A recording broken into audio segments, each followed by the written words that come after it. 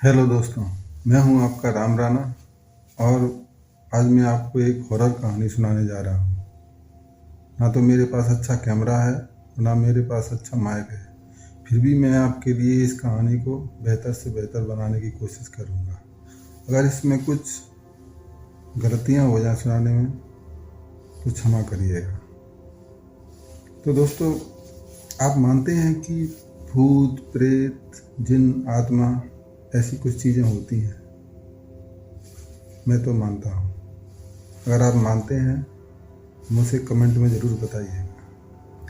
तो चलते हैं आज हम अपनी कहानी की ओर। आज मैं आपको एक ब्रह्म राक्षस की कहानी सुनाने जा रहा हूँ। इसका हम पहला भाग लेकर आए हैं, हम दूसरा भाग भी लेकर आएंगे, लेकिन हम आज आपको पहला भाग सुनाने की अच्छे से अच्छी पूरी कोशिश करेंगे और मुझे उम्मीद है कि आपको ज़रूर पसंद आएगा।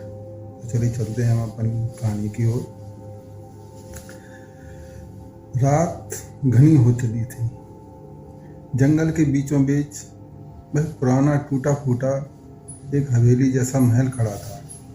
कहते हैं यहाँ कभी राजा विक्रमादित्य के एक विद्वान पुरोहित की आत्मा बसती थी, जो मरने के बाद ब्रह्म राक्षस बन गया था।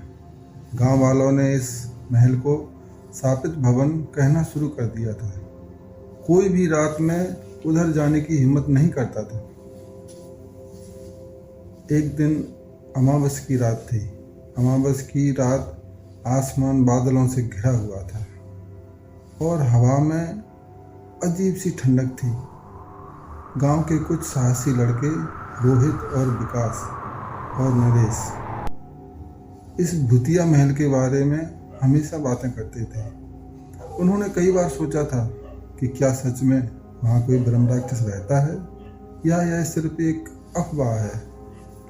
अगर हम सच में जाना चाहते हैं तो खुद वहाँ जाकर देखना होगा कि वहाँ क्या है।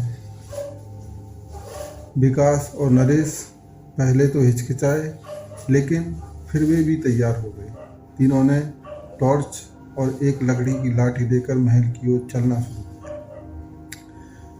गांव से महल की दूरी लगभग 2 किलोमीटर थी और रास्ता जंगल से होकर जाता था। जंगल में घुसते ही अजीब सी आवाजें आने लगी। कभी पेड़ों की सरसराहट, कभी उल्लुओं की डरावनी चीखें, लेकिन तीनों ने खुद को संभाला और आगे बढ़ते रहे। जब वे महल के पास पहुंचे तो उन्होंने देखा कि उसकी टूटी फूटी दीवारों पर काई जम चुकी थी। दरवाजों पर एक टूटी हुई चेन लटकी थी जो हवा में हिल रही थी। जब वो अंदर गए तो अंदर का रहस्य क्या था, तो उन्होंने सोचा कि चलो हम अंदर जाकर देखते हैं, हमें अंदर चलकर देखना चाहिए।